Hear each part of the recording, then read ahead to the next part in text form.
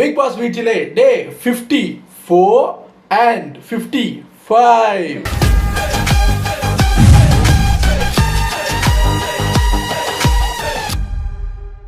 So first எல்லாரும் மன்னிச்சிருங்க. Thursday நிறைய பேர் எதிர்பார்த்து காத்து கொண்டிருந்தா ஏமாத்திட்டீங்களே பிரதர் அப்படி. நீங்கள் ரெண்டு விஷயம், ஒன்று வெளியே போகிற வேலை இருந்தது, அதையும் மீறி செய்வோம் அப்படின்னு பார்த்தா அந்த அளவுக்கு முக்கியமான விஷயம் எதுவும் அன்னைக்கு நடக்கலை. தேர்ஸ்டே நடந்தது தான் சொல்கிறேன். நம்ம எஃப்ஜேயும் வினோத்தும் ஜெயிலுக்கு போகிறாங்க வேர்ஸ்ட் பர்ஃபார்மன்ஸ் அப்படின்னு. அப்புறம் பார்வை வந்து டாஸ்க்குக்காக விக்ரம் ஹவுஸ்மேட்ஸ் எல்லாம் சேர்ந்து கார்னர் பண்ண பார்த்தாங்க. அப்புறம் பார்வை கொஞ்சம் அழுதுட்டு இருந்தது அப்படின்னு. இந்த வாரம் முழுக்க என்ன நடந்ததோ அதோட ஒரு சின்ன எக்ஸ்டெண்டட் வெர்ஷன் தான் தேர்ஸ்டே நடந்தது. சொல்லிக்கிற அளவுக்கு பெருசாக எதுவும் நடக்கலை. சரி, சாட்டர்டே சேதண்ண வந்துருவாங்க கலக்கிடுவாங்க அப்படின்னா மூஞ்சி அவர் வந்தாரு கலங்கி போனார், அவ்வளவுதான் சொல்ல வேண்டும். தேர்ஸ்டேயும் என்ன பண்றதுன்னே தெரியல. ஏன்னா இந்த வாரம் முழுக்க யாரும் நல்லாவும் பண்ணல, யாரும் என்னங்க இப்படி பண்ணிருக்கீங்க அப்படின்னு திட்டுற அளவுக்கு கூட பண்ணல. எந்த அளவுக்குன்னா பார்வதி எல்லாம் நமக்கே பார்வதி என்ன வேலை பண்ணிருக்கு, சேது வரட்டும் அப்படிங்கிற மாதிரியே ஒண்ணும் இல்லை, எல்லாம் சப்பை. ஆனா நம்ம சப்பையா விடலாம், ஷோ நடத்துறவங்க விட முடியுமா? ஏதாவது ஒண்ணு பண்ணணும் இல்ல. அதுக்காக எஃப்ஜே பிடிச்சி திட்டிக்கிட்டு இருக்காரு. அதுக்கு நான் வர்றேன், இப்போ ஆர்டரா போவோம். ஸோ தேர்ஸ்டே சொல்ற அளவுக்கு ஒன்றும் இல்லை. ஸோ அதனால டே 54 அவ்வளவுதான். இப்போ டே 55ல வெள்ளிக்கிழமை விவகாரம்னு ஒன்று காட்டுறாங்க. திறந்தோடனே ஆரம்பிச்சிட்டாங்க கிரிஞ்சி. எஃப்ஜே ஜெயில இருக்காரு, வெளியே வியானா உட்காந்துக்கிட்டு கம்பிக்கு நடுவில் கையை பிடிச்சிக்கிட்டு. அதான் எரிச்சல் வருது ஒரு கட்டத்துக்கு மேல. அவர் வந்து இப்படி தலையை தடவுறாரு, தலையை தடவி இப்படி கன்னத்துல இப்படி கிள்ளி குட் நைட். ஏன் இப்படி குட் நைட் கையாட்டினா ஆகாதா? இப்படி குட் நைட் கையாட்டினா தூக்கம் வராதா? இப்படி பண்ணாதான் தூங்குவீங்களா? என்ன சார் அவ சொல்ற அதுக்கு? இங்க பாரு, நீ தொட்டா மட்டும் என் ஹார்ட் வந்து ஃபாஸ்டா அடிக்குது மேடம். இதெல்லாம் நாங்க 8ஆம் வகுப்புலயே பண்ணி முடிச்சிட்டோம். பழைய டயலாக். உன் கண்ணை பார்த்து பேச முடியல, என்ன உன் கண்ணு இவ்வளவு அழகா இருக்கு, நீ கிட்ட வந்தாலே ஹார்ட் படபட. இதெல்லாம் பழசு மேடம், எங்களுக்கே பழசு. நீங்க எல்லாம் இப்ப ஜென்சி குன்சின்னு போயிட்டு இருக்கீங்க. சொல்றேன், புதுசா ஏதாவது டயலாக் பேசலாம்ல. சொல்லுவாங்க லேவ் பழைய எமோஷன் தானே, அப்படித்தான். சரி ஏதோ பண்ணுங்க. நீ தொட்டா மட்டும் எனக்கு ஹார்ட் ஃபாஸ்டா பீட் பண்ணுது, ஆனா எனக்கு இது வேண்டாம். எந்திரிச்சு போ. 12 மணிக்கு குட் நைட் சொல்ல வந்திருக்காரு ஜெயிலுக்கு. அவன் சொல்றான், இங்க பாரு, நீ வந்து இனி ஜெயிலுக்கெல்லாம் வரக்கூடாது, சரியா? Be a good boy. Okay okay. அவன் குட் பாயா இருந்தாம இருந்தா 2 வாட்டி கேப்டன் ஆனா, இந்த வாட்டி நீ குறுக்க வந்தா ஜெயிலுக்கு போயிட்டான்.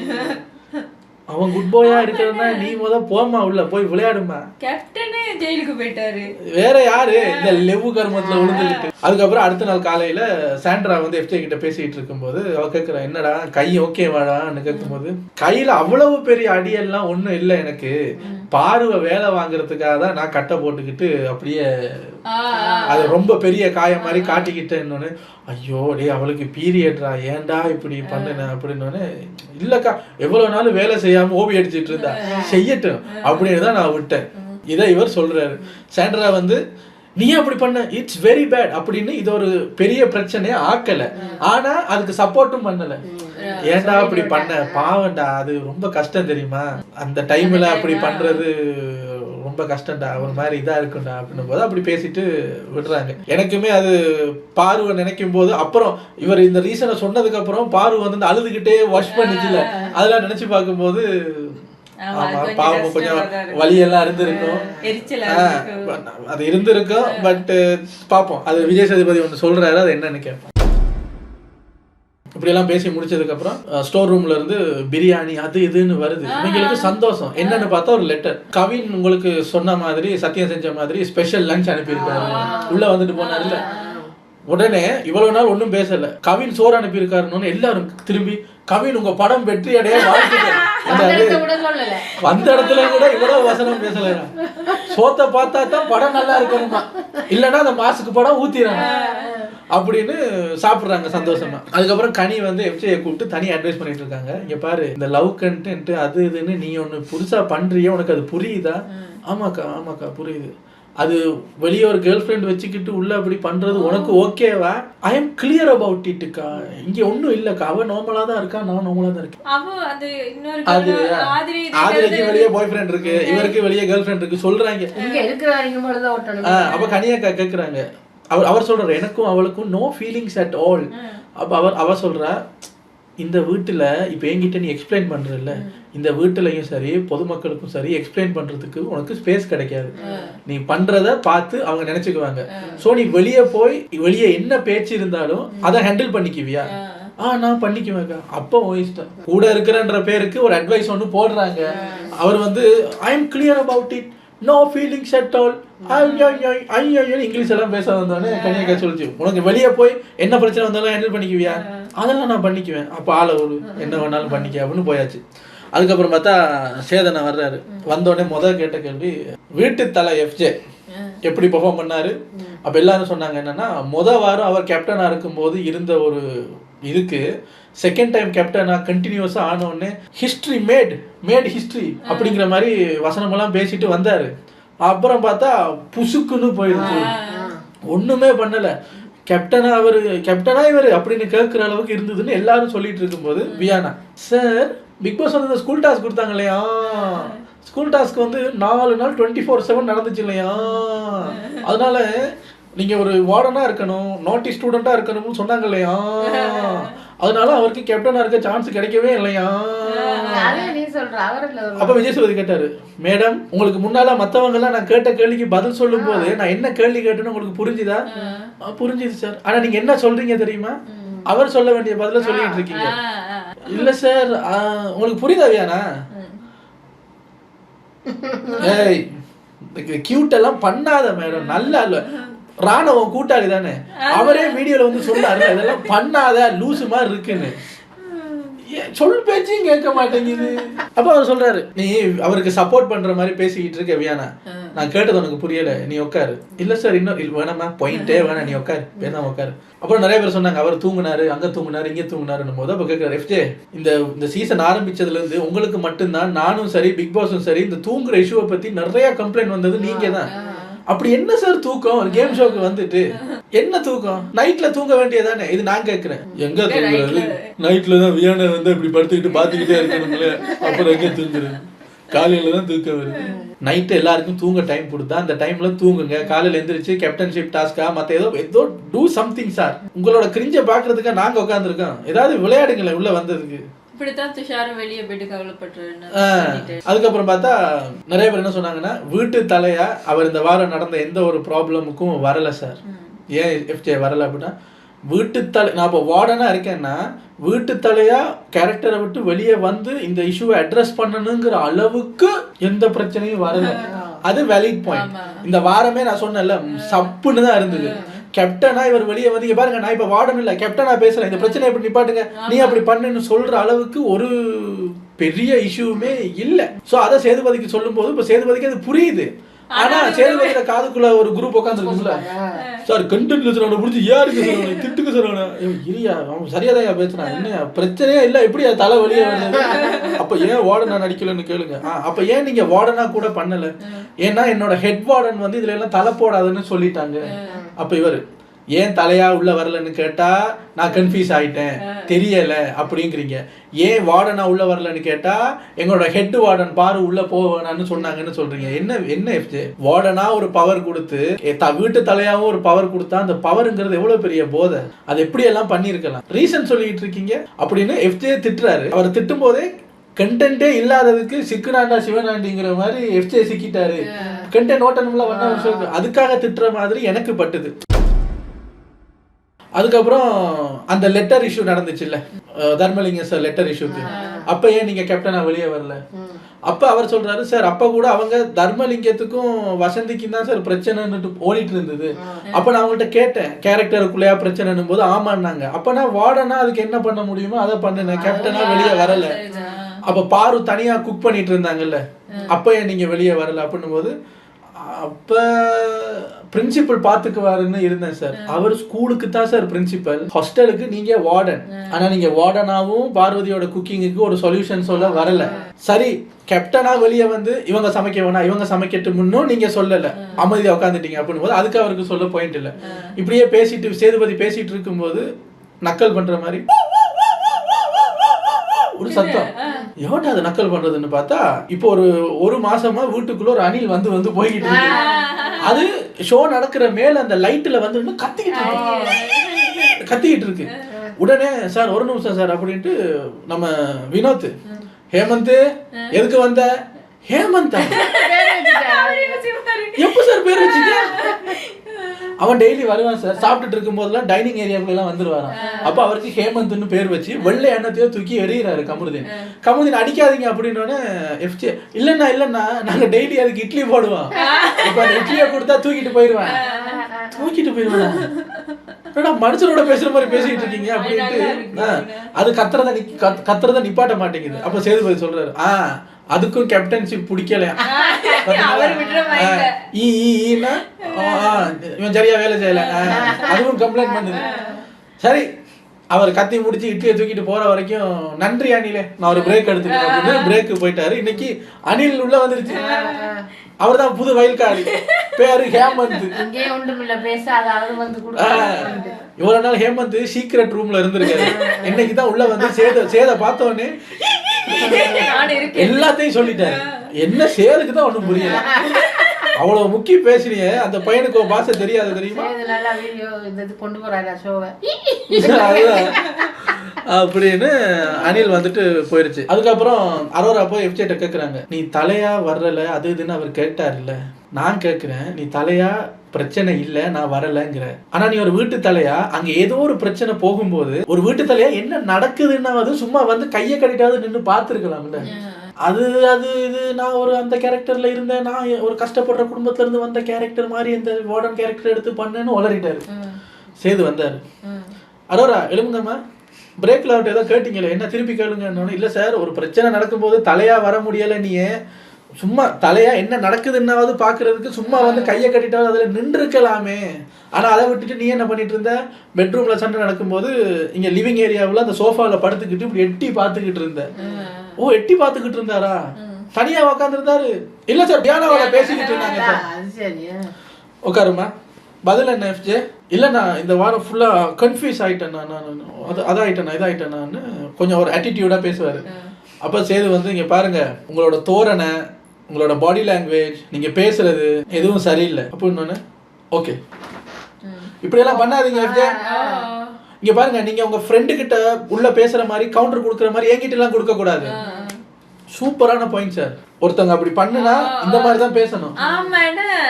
போன வாரம் மட்டும் ஓடிட்டீங்களே கோட்டை கழட்டிட்டு, அதுவும் ஃப்ரெண்டே சொன்னாரு. போன வாரம் உங்க ஃப்ரெண்டு இப்படி மாறினதுக்கு அப்புறம் இதை விட மோசமா பேசினாரு. அதுக்கப்புறம் நீங்க வீட்டுக்கு போய் ட்ரைனிங் எடுத்துட்டு வந்து இப்ப எஃப்ஜே அடக்குறீங்க. இப்ப எஃப்ஜே கிட்ட படுற கோவத்தை போன வாரம் உங்க ஃப்ரெண்டு கிட்ட பட்டிருக்கலாமே அதே கோவத்தை. சார் சார் சார் இல்ல சார், அது சார் இது சார், நான் கோட்டை கழட்டி போட்டு நாளைக்கு வந்து சந்திக்கிறேன் சார்னு ஓடி போயிட்டீங்கல்ல. இப்ப எஃப்ஜே பேசும்போது மட்டும் கராரா இருக்கீங்கல்ல, அப்படிதான் இருக்கணும் ஹோஸ்ட். அவங்க அப்படி ஆட்டிடியூட் காட்டினா அதை உடச்சி தள்ளணும். எஃப்ஜேன்னு இல்ல, பிரஜனா இருந்தாலும் உடைக்கலாம். இது பிரஜனை அப்படி சொன்ன உடனே நீங்களும் என்ன பண்றதுன்னு தெரியாம திணறி ஒளறி நாளைக்கு வரேன்னு சொல்றதுக்கு பதில் அடுத்த வாரம்னு சொல்லி அப்புறம் நாளைக்கு வரேன்னு சொல்லி ஒளறி கோட்டை கலட்டிட்டு ஓடி போய் டிரைவர் வேலை பார்த்து அவரை கார்ல இருந்து எலிமினேட் பண்றேன்னு வெளியே எடுத்து அவருக்கு எல்லாம் சொல்லி கொடுத்து உள்ள அனுப்பிட்டு இப்ப நல்லா ரெடி ஆயிட்டு வந்து எஃப்ஜே பேச வர்றதுக்குள்ள மரியாதையா பேசு, நான் யாரு வஸ்ட் சார், நீங்க பரிதாபங்களே கலாய்க்கிறாங்க சார் உங்களை. இந்த பிரஜன் சாண்ட்ரா மாதிரி பேசாத, நான் என்ன விஜய் சேதுபதி மாதிரி சைலண்டா போவேன்னு பாத்தியா, அவர் வேணா போவாரு நான் போக மாட்டேன்னு கோபி என்ன சொல்றேன். எங்க வரைக்கும் ரீச் ஆயிருக்கீங்கன்னு பாருங்க சார். என்ன சார் போங்க சார். எஃப்ஜே அப்படி பேசிட்டு இருக்கும்போது நேற்று சாண்ட்ரா கிட்ட என்ன எஃப்ஜே சொன்னீங்க, என்னமா சொன்னாரு சாண்ட்ரா அப்படின்னு. இல்லை சார், அது கையில் அடிபட்டது சின்ன காயம்தான், பார்வை வேலை செய்ய வைக்கிறதுக்காக தான் அப்படி பண்ணுனேன் அப்படின்னா. இதுக்கு என்ன என்ன பதில் எஃப்ஜே அப்படின்னு. எஃப்ஜே ஒன்றும் பேசாமல் இருக்கும்போது பாரு பிரஜன் எல்லாம் ஹவுஸ்மேட்ஸுக்கே ஷாக். டேய், அப்போ உனக்கு அடிபட்டது பொய்யா? பாரு வந்து எல்லாரும் இப்படியே பண்றீங்க, நான் எவ்வளவு கஷ்டப்பட்டு தனியா உட்காந்து கதைக்கிட்டு இருந்தேன், நைட்டு முழுக்க தனியா வேலை பார்த்துருக்கேன், வேணும் ஒன்று பண்ணிருக்காங்க அப்படிங்கிற மாதிரி போகுது.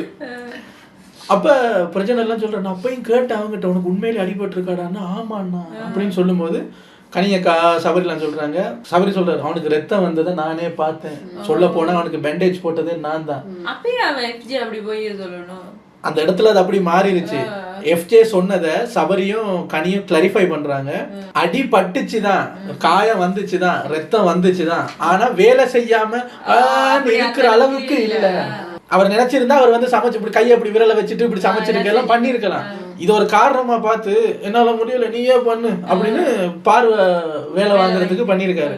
அப்ப சொல்றாங்க, இப்ப நீங்க எல்லாம் பேசுற மாதிரி அவனுக்கு காயமே இல்லாம பொய்க்கு பேண்டேஜை சுத்திட்டு இல்ல அவன். ஏன்னா ரத்தம் வந்ததை சபரி பார்த்திருக்காரு, சபரி தான் மருந்து போட்டிருக்காரு. ஆனா அவன் சொன்ன பொய் என்னன்னா வேலையே பண்ண முடியாதுன்ற அளவுக்கு இல்ல, ஆனா அடிபட்டது உண்மை. அப்ப அமித் சொல்றாரு, அதுல தண்ணி படக்கூடாது, ரெஸ்ட் எடுக்கணுங்கிறதுக்காக கேரட்டு பீன்ஸ் எல்லாம் நாங்களே நறுக்குறோம். பார்த்தா அமித் ஏமாந்துகிட்டே இருக்காரு. காயம்தான், பெரிய அளவுக்கு காயம் இல்லை, ஆனா பார்வை வேலை வாங்குறதுக்காக தான் பண்ணேன்னு சொல்லும் போது தெரியல. பார்வை என்ன சொல்லுதுன்னா, எனக்கும் விக்ரமுக்கும் தான் ஆகாது, எனக்கு அவனை கண்டா பிடிக்காது, அவனுக்கு என்ன கண்டா பிடிக்காது, ஆனா டாஸ்க்னு வரும்போது சேர்ந்து விளையாடலையா, அது மாதிரி தானே அவன்கிட்ட கேட்கிறேன். உனக்கு என்ன பிடிக்காது, எனக்கு ஒன்ன பிடிக்காதுன்னா பரவாயில்ல, டாஸ்க்ல வார்டன் அசிஸ்டன்ட் வார்டன்னா சேர்ந்து வேலை செய்வோமே, அதுதானே கேட்டு இப்படி பண்றீங்க அப்படின்னு அழுதுகிட்டு இருக்கு. அதுக்கப்புறம் பார்த்தா விஜய் சேதுபதி வர்றாரு. Worst and best students select பண்ணி சொல்லுங்க அப்படின்னும் போது ஸ்டூடெண்ட்ஸுக்குள்ளேயே சார் வியானா வந்து வேர்ஸ்ட் ஸ்டூடெண்ட் சார் அப்படின்னும் போது அப்புறம் சொன்னாரு, ஓகே வேர்ஸ்ட் ஸ்டூடெண்ட் தான், டாஸ்க்கை புரிஞ்சுக்கிட்டீங்களா? பிக் பாஸ் என்ன சொன்னாரு அப்படின்னா, நாட்டி ஸ்டூடெண்ட்ஸ் தான் நீங்க நடந்துக்குங்க, உங்களை ஜென்டில் பேரண்டிங் பண்ணணும் அவங்க டீச்சர்ஸ், அதாவது அடிக்காம திட்டாம உங்களை வழி நடத்தணும், அது அவங்களுக்கான சேலஞ்ச், அவங்களை கோவம் ஊட்டுறது உங்களோட சேலஞ்ச். அப்ப இந்த டாஸ்க்ல பிக் பாஸ் கொடுத்த இந்த டாஸ்க்ல வியானா வந்து ரொம்ப பேடா இருந்தான்னா அவ தான் பெஸ்ட் பெர்ஃபார்மர். இப்ப புரியுதா, இப்ப சொல்லுங்க அப்படின்னு. அப்படின்னா சார் ரொம்ப பெஸ்டான ஸ்டூடெண்டா நடந்து பெஸ்டா பண்ணுனது வியானா, ஒண்ணுமே பண்ணாம நல்ல ஸ்டூடெண்டா திருக்குறள்லாம் படிச்சு சொன்னது ரம்யா. அப்ப டாஸ்க் இதான் டாஸ்க்னா அப்ப ரம்யா வேர்ஸ்ட் பிளேயர், எதுவுமே பண்ணல, நாட்டி ஸ்டூடெண்டா இல்ல, ரொம்ப நல்லவங்களா இருந்தாங்க, ரம்யாவுக்கு மூஞ்சி மாறுது. அப்ப கேட்டாரு, எந்த அடிப்படையில டீச்சர்ஸ் நீங்க ரம்யாவை பெஸ்டா செலக்ட் பண்ணீங்க? உங்களுக்கே டாஸ்க் புரியல. ரம்யா வந்து திருக்குறள் நல்லா சொன்னாங்க, பெஸ்ட் பிளேயர், வியானா வந்து வேர்ஸ்ட் பிளேயர்னு நீங்க செலக்ட் பண்ணீங்க ஃப்ரைடே. டாஸ்க் என்ன, நாட்டியா இருக்கிற ஸ்டூடெண்ட் தான் ரம்யா. வியானா இப்படி நார்மலா பண்ற பொண்ணா? இல்ல சார். விக்ரம் இந்த மாதிரி ஆட்டிடியூட் காட்டிக்கிட்டு நடக்கிற ஆளா? இல்ல சார். அப்போ ஒரு டாஸ்க்ல அவங்க ஏன் அப்படி பண்றாங்கிற ஒரு டவுட் உங்களுக்கு வரலையா? ஏன் இப்படி பண்றீங்கன்னு போய் அவங்கள்ட்ட ஒரு வாட்டி கேட்டிருந்தாலாவது அவங்க ஏதாவது சொல்லியிருந்தா அப்ப டாஸ்க்கு ஏதாவது பண்ணணுமான்னு நீங்களும் பண்ணிருக்கலாம் இல்லையா? உங்களுக்கு அந்த டவுட்டே ஏன் வரல? இவங்க இப்படிப்பட்ட ஆளுங்க இல்ல தானே? இல்ல சார். அப்ப அந்த டாஸ்க்ல இப்படி மாறி இருக்காங்கன்னு யோசிக்க மாட்டீங்களா?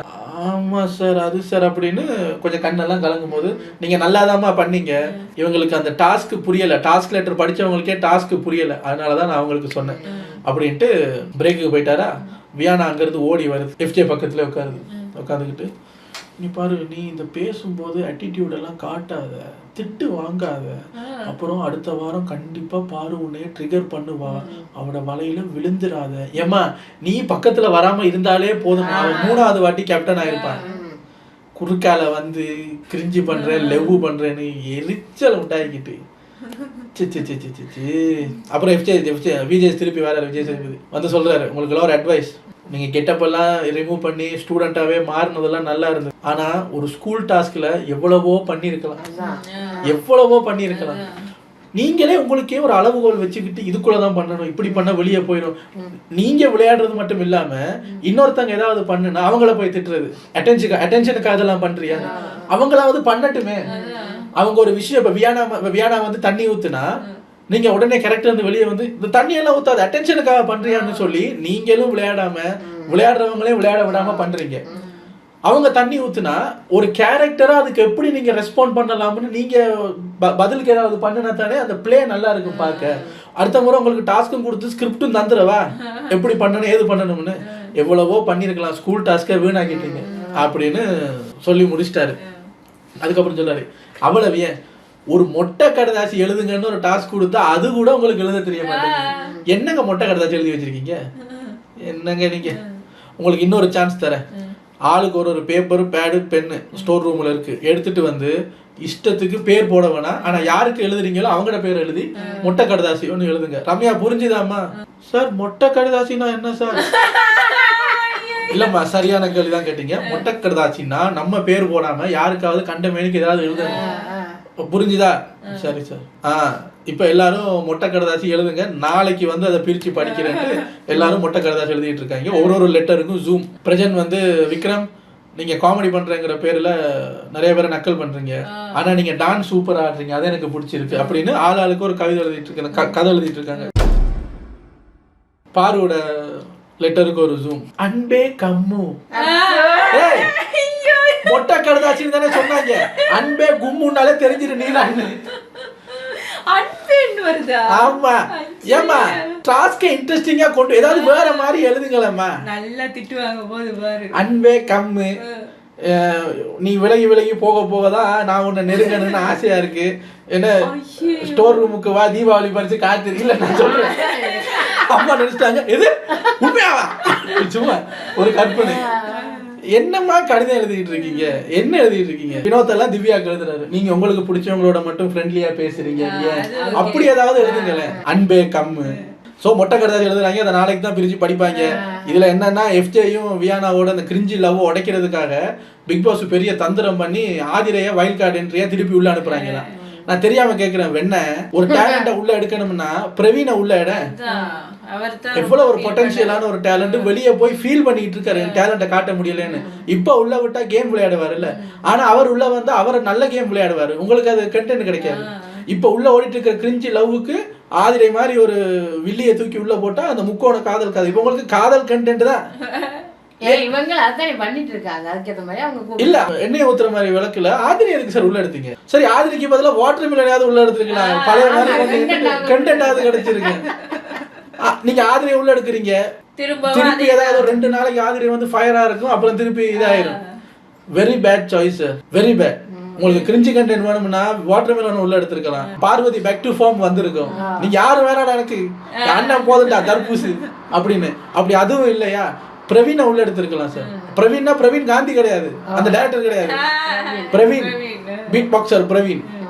அதெல்லாம் விட்டு போய் செலக்ட் பண்ணீங்க பாருங்க ஆதிரை. இதுல ஒரு நியூஸ் வேற ஓடிக்கிட்டு இருக்கு. 100 நாள் இல்லையா 180 நாளைக்கு பிளான் பண்றாங்க. 180 நாள்லாம் போட்டீங்கன்னா நான் 100வது நாளோட வீடியோ நிப்பாட்டிடுவேன். 180 நாளைக்கு தான் தாங்காது. ஆமா 180 நாள்லாம் தாங்காது. ஸோ அப்படி ஒரு பிளான் இருந்தா கை விட்டுருங்க. 180 நாளைக்குலாம் உங்கள்கிட்ட ஒண்ணுமே இல்லை. அவர் சொல்லுவாரு எங்ககிட்டயும் 100 நாளைக்கு கண்டென்ட் இல்லை சார். 180 நாள்லாம் வதந்தி சார். அது வேற வதந்தியா இருக்க வரைக்கும் நல்லது. சும்மா வாட்டர் மிலோன போனவங்க எல்லாம் திருப்பி உள்ள எடுத்து போட்டு இன்னொரு 50 நாள் எக்ஸ்டெண்ட் பண்ண ஏதாவது தப்பு கணக்கு போட்டீங்க. அப்படியும் ஐடியா வச்சுக்குவாங்க. போனவங்க திரும்ப கூப்பிடுவாங்க. துஷாரை எல்லாம் உள்ள கூப்பிட்டா எப்படி இருக்கும்? எனக்கு ஆதிரை வந்தது பிடிக்கல. இப்போ நாளைக்கு சண்டே எபிசோட்ல ஆதிரை உள்ள வர்றாங்களா இப்போ என்ன தெரியல. நாளைக்கு வந்து பாக்குறேன். இவ்வளவுதான் நடந்தது. இந்த வாரம் வந்து மட்டமான வீக். அடுத்த வாரம் மாதிரி இன்ட்ரெஸ்டிங்கான டாஸ்க் கொடுங்க சார்.